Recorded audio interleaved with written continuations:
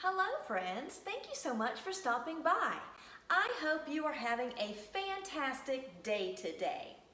If you are already part of our shabby crafting community here, welcome back. And if you're new, my name is Becky and welcome to Kinda Shabby. I enjoy sharing all things DIY and decorating, and if you enjoy those things too, please subscribe and also tap the bell to receive notifications as I upload new videos each Friday. I am so excited to share with you just a few simple little Easter and springtime crafts, and if you're ready to get started, join me in my craft room. All right guys, we have some really cute Easter and spring little crafty DIYs that we're going to do. We will be decoupaging these little eggs. They're just plastic and I got them at Walmart. They were 98 cents a piece. I have two of those. This already started on one and I'm going to show you how to decoupage these. I also got this at Walmart. It was $1.98 for this little package of 12 eggs. I thought those were really cute. We're going to be doing some stamping and also some application of vinyl decals that I cut out with my Silhouette Cameo. Then we are going to be painting this adorable little birdhouse with a Crackle Glaze to have a very nice farmhousey, rustic, crackled, weathered finish. So the first thing I'm going to do is begin by painting the birdhouse, so then while the paint is drying, I can show you how to do all of these other things. So let me get this cleaned up, adjust the camera angle, and we'll get started. Now the thing about crackle glazes, when you use a crackle, you need to start with whatever color you want showing underneath. That's going to be your base coat. So I am intending on painting this birdhouse. I want the finished look to be a nice, soft, antique white color. So that is going to be the top coat. But I want black to be peeking out underneath through all of those crackles. So we'll start with our black. And I am using Waverly Chalk paint that I pick up from Walmart, and this is the color Ink. And I'm just going to pour out a little bit here on my tile. I like to use a tile as a palette because it's just easier and it's less wasteful than using a paper plate. So I'm going to start with just base coating around the edge here. I'm just going to get this thing painted. Start with the bottom edges. I just love this time of year when you've got all the birds hanging out and all the flowers starting to bloom, and it just is just a gorgeous time of year.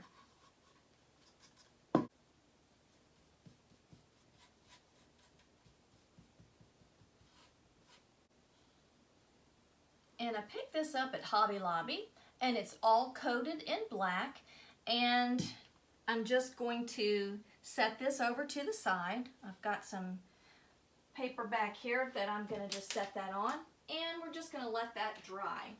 And as that's drying, then we're going to move on to our other projects. So let me go wash my hands and we'll get started with our next project. Now for some cutesy stuff on these eggs. I have my bag of beans here, just a gallon-sized Ziploc bag full of dried beans. That's going to hold the eggs still while I apply these vinyl decals that I cut out. And I've already applied one. It says spring, absolutely adorable. So then I will be applying the others that say victory, rejoice, Easter, risen, and faith.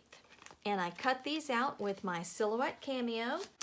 I'm also going to be stamping some of these eggs, and you can see that I've already started on stamping these two. So half dozen I will be doing the decals to, and then the other half dozen I will be stamping. Now to apply these vinyl decals, And I've got them taped to the table so they won't curl up and roll away from me. But I'm going to cut them out one at a time.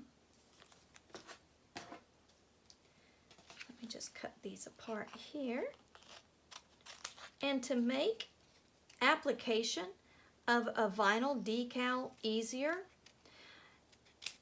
you will need to make cuts in it, and I'll show you what I'm talking about.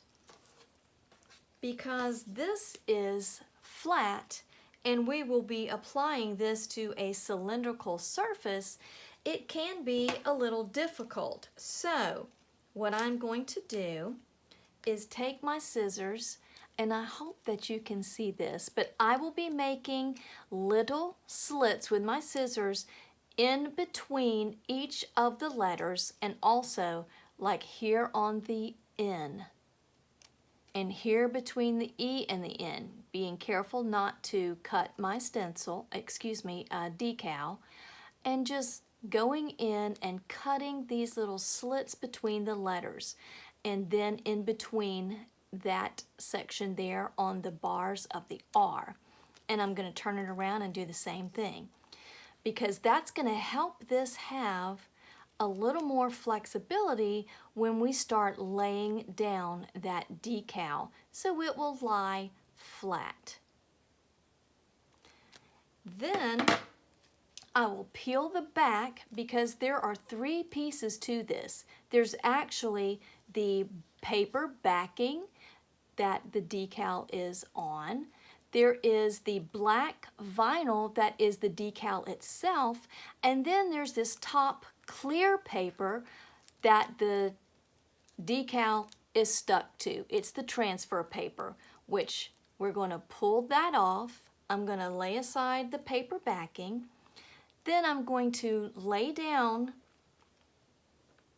the decal where I like it, and I'm going to start in the middle. And I press in the middle. Then I'm going to just take my fingernail and just really rub that down. Then I'm going to take it to the side and rub down the the I, and also I'm going to rub down the R. Now you can see part of that doesn't want to lay down, but it will once I get all of the other letters down. So I'm going to push that down. Now if I lift up slightly on the parts where the I is, then I can get the rest of that R down.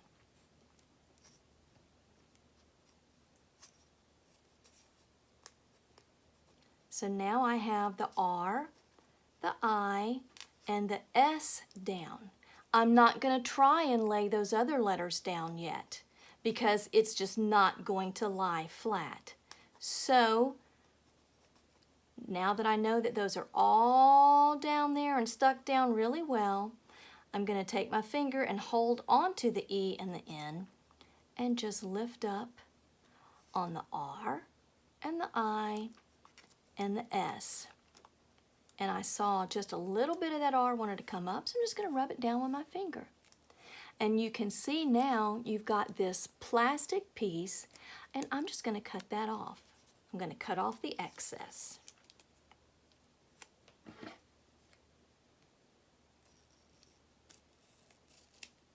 So now that I have that excess cut off, excuse me here, my scissors don't want to act right,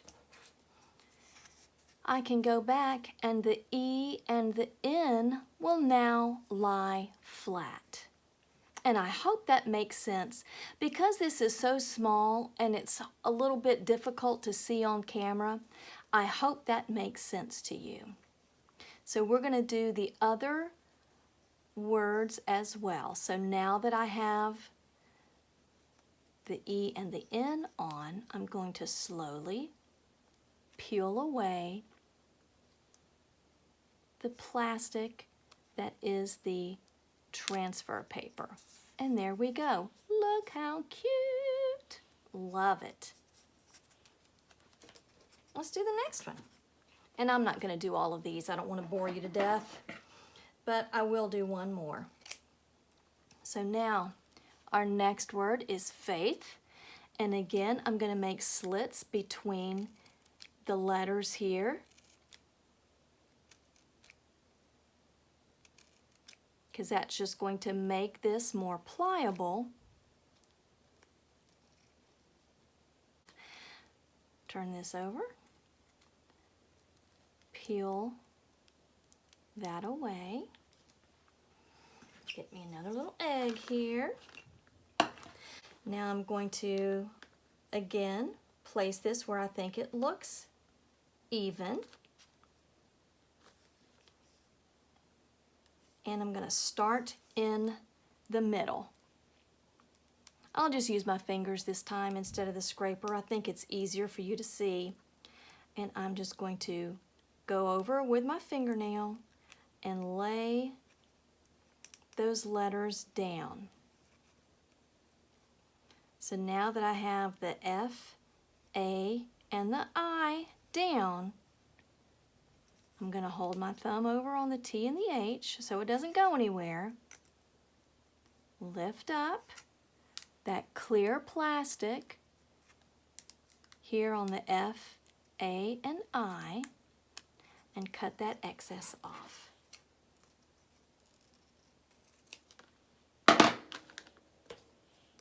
And now I can lay down the T and the H. And I am applying firm pressure. I wouldn't do that. Like for instance, I make Christmas ornaments, and when I'm using glass Christmas ornaments, I do not apply as much pressure as I'm applying on these little plastic eggs because I don't want to hurt myself. Because I have had Christmas ornament break on me before. All right, so let me see if that's gonna come up. Nope, it needs a little more pressure. I don't know if you saw that. When I pulled up, the T doesn't want to stick down here. So that means I just have to lay it back down and rub it in with my fingernail a little bit more. No big deal. Just needs to be rubbed in a little bit more. There we go. There we go.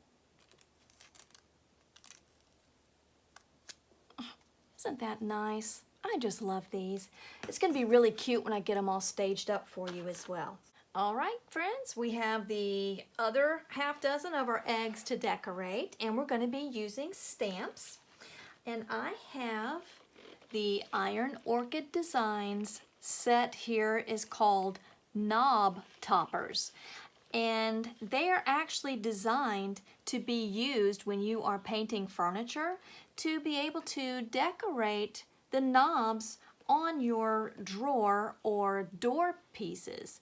And I just love these. They're so cute though to make other things as well. They're cute on little lavender sachet bags. They're adorable for Christmas ornaments, and they're really cute if you stamp them in clay. You can make necklaces or earrings out of them, and also they're adorable on Easter eggs. So let me show you what I have going on here. I stamped this one already with the bunny. He's adorable. But then I also stamped my monogram on this one, but this is just a set that I used from Hobby Lobby. So let me show you.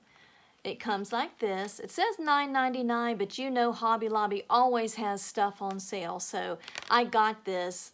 I may have gotten this in like a 60% off sale. But anyway, it has these cute little wreaths, and then it has all of the letters and some numbers as well, so you can make some really cute things. And so I just thought the little wreath with my initial would make an adorable little monogrammed Easter egg. So let's get started. I'm using some Ranger archival inks in various colors here. And I picked these up at Hobby Lobby when they're on sale. And then I also have the Iron Orchid designs in black. So we'll be using some of those. And these little knob toppers are absolutely adorable. Let me see which one I want to use. I think I like the one with the bird. So let me pull this little bird off. I'm going to use this little handy dandy gadget. It is actually, I don't know if that's going to show up.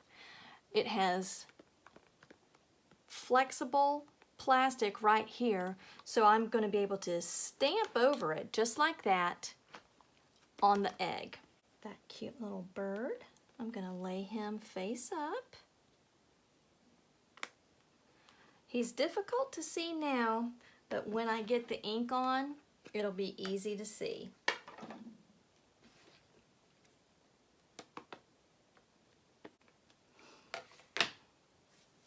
Take my wipe, get the excess from all around the edge here.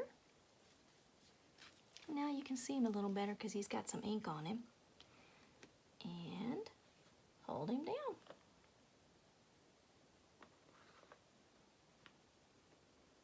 And I'm going to rotate it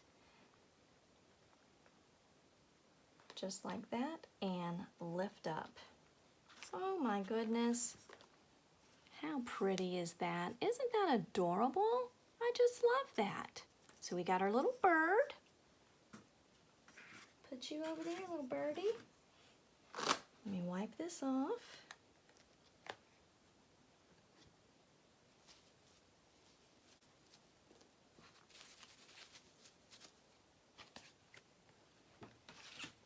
This one that says Paris with a rose on it is really cute. So I'll do that in pink. I think I'll try it just pushing it down in the ink.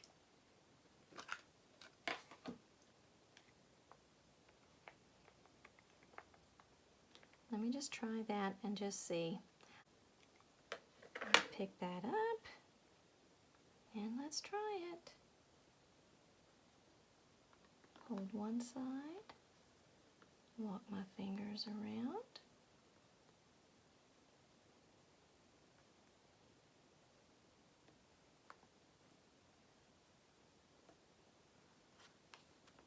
Well, my goodness, it actually turned out cute. What do you know? It says Paris, and we've got our little rose there. What do you know? I still like using this thing better. I'm going to be using this one here that has the bee and the crown and the laurels. Love that. And again, this has a grid on it, so it makes lining up your project very, very easy.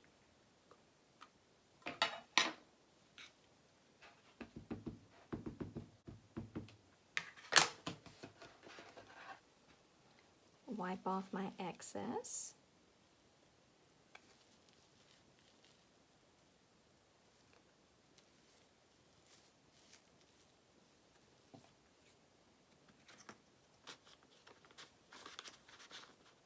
Lay my little egg down, and here we go.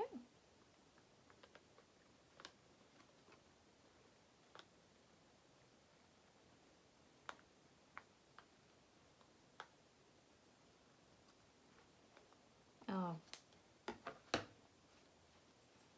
isn't that gorgeous? That is so pretty. Love that. I think that one's my favorite. Love that. I have a bajillion of these different stamp sets from Iron Orchid Designs. Come back in a couple of weeks because I'm going to be making over my fireplace insert with one, and it's going to be gorgeous.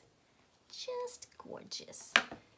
I think that butterfly right here is really pretty. So we're going to do the butterfly.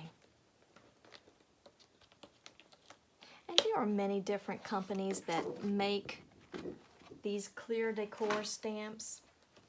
I just happen to prefer Iron Orchid Designs because the quality is just amazing. And again, They do not sponsor me. They have no idea that I even exist, but I just love their products. Get some ink on this butterfly. Get all that excess ink and push down.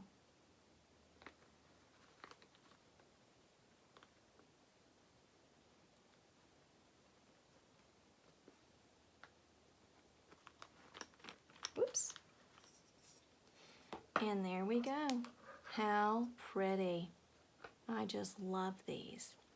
Now while these are drying, we are going to be applying the Crackle Glaze to our birdhouse that we have base coated in black. Now that the black paint on the birdhouse is dry, I'm going to be applying the Crackle Glaze. And when you use a Crackle Glaze, it's actually a three-step process because you paint your base coat, then you paint on your Crackle Glaze, then you paint on your top coat. And the glaze that I'm going to be using is the Valspar, and it says Valspar Weathered Crackle Glaze. And I picked this up at Lowe's. You want to protect your surface. I'm going to give this a stir. Don't shake it, because if you shake it, you could introduce bubbles, and you don't want bubbles in your work. Now that I have that there, I'm going to be pouring out just a little bit into a plastic cup here. And the reason why I'm pouring that into a plastic cup is because once I start painting this, this glaze is wet and it could reactivate some of this chalk paint, and I don't want black contaminating inside of my glaze, because the next thing I paint, I may want it pink. I don't want black in there. So you don't want to contaminate your colors by dipping into the container directly. Now with your Crackle Glaze, the more you use, the larger the crackle. So I'm really going to just load it up. And you can see how that is. It's a nice wet texture. And I am just coating that baby up with lots and lots of the crackle. Now don't overwork it. Once you've gone over a spot, leave it alone and move on to another spot. I am gonna smooth that out though. I put just a little bit. I want a lot of crackle, but I don't want that much. I applied a little too much there. And I'm just gonna continue coating all these surfaces with my Crackle Glaze.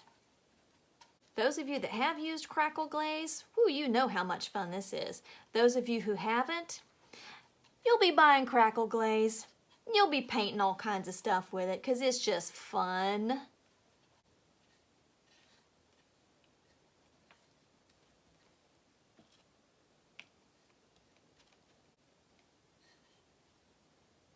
Got a little bit of dripping going on around the edges here, so I'm just going to take my brush and even that out. We will be setting this aside to dry for a little bit. We don't want it to be too dry because then it won't crackle, but if it's not dry enough, then you're just smearing your top coat on there. And read your directions. Even though I have my glasses on, I still can't see, but I know I'm gonna let it dry for an hour because that's what I've done in the past. So we'll set this aside and it's on to decoupaging us some Easter eggs. When you are decoupaging, there are many different things that you can use to apply to your surface. For instance, with this egg, I could have applied so many different things. I could have used book pages. I can use tissue paper that you put in a gift bag when you're wrapping a present. I could use wrapping paper. I could use a pretty napkin. This is just a plain white one. I didn't have any pretty ones lying around. You can tear up strips of magazines. You can use that. You can use fabric. But today I am going to be using scrapbooking paper. And I got this beautiful set of scrapbook papers at Hobby Lobby. And I love their assortment of papers. So we're going to be using that scrapbooking paper. And you can see I have already started on this egg. Now I painted this because I was afraid that this bright green would show through. But once I started applying the papers, I realized that this is actually thick enough that I am not going to have to paint this other one. So painted this one, not going to paint this one, we'll still get the same result. So let me adjust the camera angle so you can see better when I start the decoupaging process. Decoupage is just a fancy word for glue. So what we're going to be doing is taking our Mod Podge. I am using the matte formulation, but they also have a satin and a glossy. And I took my 12 by 12 piece of scrapbooking paper and I used my Cricut cutting machine to cut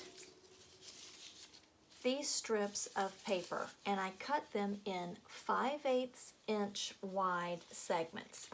If you don't have a paper cutter, you can use scissors. If you choose not to use scissors, you can actually wet your fingers and then just tear it, and that'll give a nice little shabby ragged edge to the paper. So it'll be just gorgeous. Let me get this out of the way here. And you can see where I've already started working on this one. So we'll continue here, and I'll also show you on the green one as well. So I'm just going to dip my brush, and I just use just a regular old craft paintbrush that I picked up from Walmart. And I'm going to coat the surface, make sure I've got good amount of the Mod Podge there. So I'm going to coat the surface, grab a strip, and I'm leaving the bottom blank because I'm actually going to be setting that down on something, so I don't want that to become too wobbly. And I'm doing just a slight overlap coming to the top, and I'm just going to tear that excess away. Then I'll take my paint brush, dip it into my Mod Podge, and I'm just going to go back over the surface. Now, if you don't like getting things on your fingers, you will not like doing Mod Podging. You will not like doing decoupaging because you are going to have to get some of that glue on your fingers. So I spread that on, then I take my finger and just spread the surface out. And you will have some bubbles, but that's okay because this is going to be just a shabby chic looking little egg when we're finished. Then make sure I've got some Mod Podge in the next area here. Lay this strip down, slightly overlapping on the last strip that I did. Getting a little more Mod Podge on my brush. Holding that edge down, put a little there, hold that edge down, and brush over. Then I take my finger, actually I'm taking my thumb, and just smoothing that out. Add a little more Mod Podge to the next section there. Grab another strip of paper, place it near the bottom, lay that out, tear that off right there.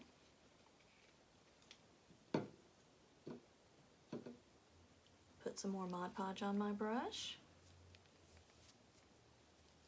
I can see I didn't get enough Mod Podge underneath there, so I'm just going to lift that back up. Put some more underneath and lay that back down. And take my thumb and smooth it out. And we're going to continue doing the same process, and you can see how that is looking so far. So very shabby chic and so cute. The same process on just the green plastic, because this paper is thick enough. If I had tried to use the tissue paper, which was actually my original intention, was to use the tissue paper, but I realized it was very, very thin, and it's harder to work with very, very thin tissue paper. So let me lay that down.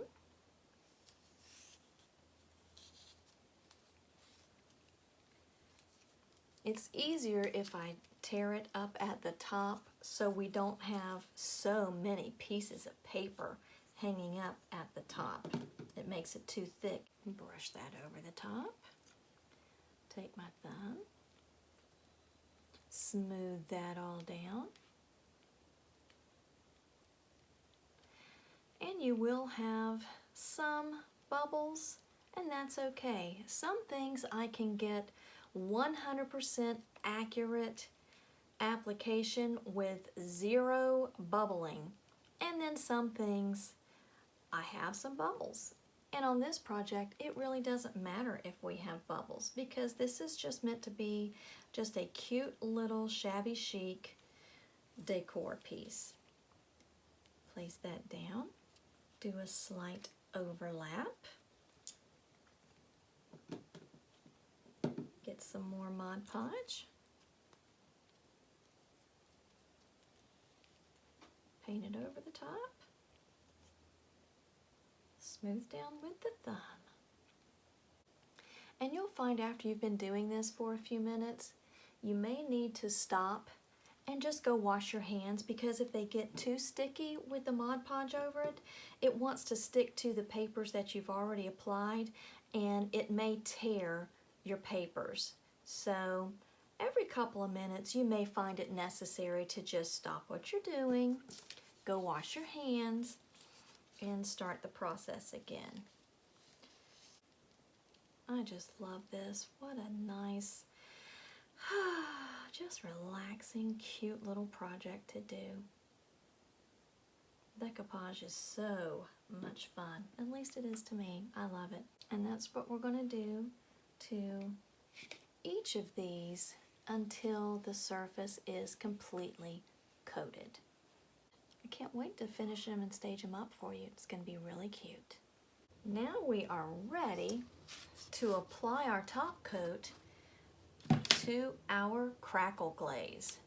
Let me lay that down so you may be able to see that a little better. I'm going to pour a little bit of paint onto my tile here. The color that I'm using for the top coat is Waverly paint that I get from Walmart in the color Plaster. Probably my all-time favorite color. And let me actually turn this up here. Maybe you can see it a little better that way. And we're just going to put a nice coat of paint on top of that Crackle Glaze. And we're not going to overwork it, because once it's on there, we're just going to let it sit. And in a few seconds, I'll show you how awesome when that crackle starts coming up. I've got a little bit of a drip here, so I'm going to clean that edge up.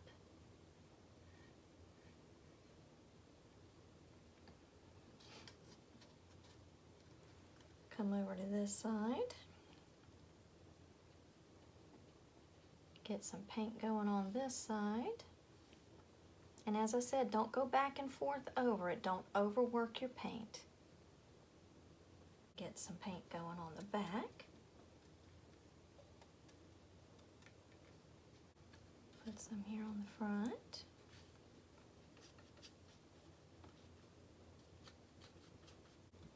And let me get the sides.